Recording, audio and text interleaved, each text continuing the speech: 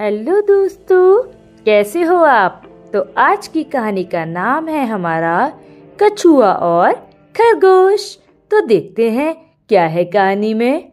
कछुए और खरगोश की दौड़ तो याद है ना।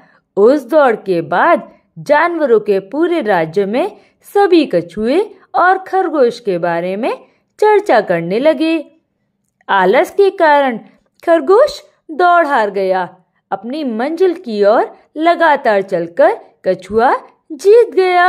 अपनी जीत पर कछुआ इतराया नहीं। अपनी हार पर खरगोश ने भी खुद को अपमानित महसूस नहीं किया। ना ही उसे कछुए के प्रति जलन हुई। कुछ दिनों बाद उस जंगल के राजा को पड़ोसी राजा के साथ जरूरी काम पड़ा। उनकी बातचीत तुरंत होनी जरूरी थी, लेकिन बहुत सारे कार्यों में उलझे होने के कारण राजा के लिए पड़ोसी राज्य जाना संभव नहीं था।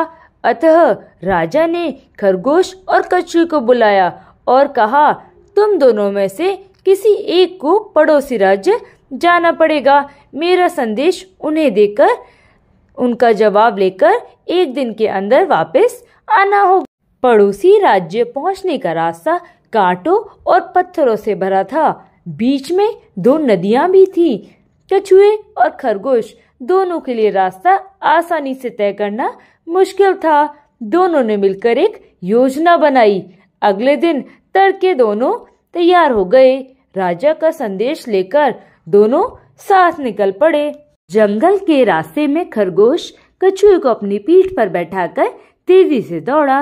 रास्ते में जब नदी आई तब कछुए ने उसको अपनी पीठ पर बैठाकर नदी पार कराई।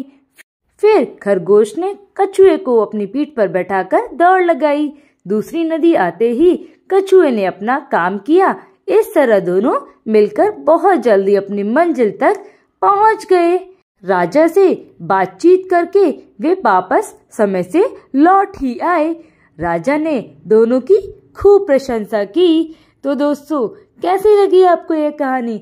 इस कहानी में देखो खरगोश और कछुए की कितनी अच्छी दोस्ती की मिसाल दी जाती है कि दोनों ने मिलकर आसानी से कैसे रास्ता आसान कर दिया।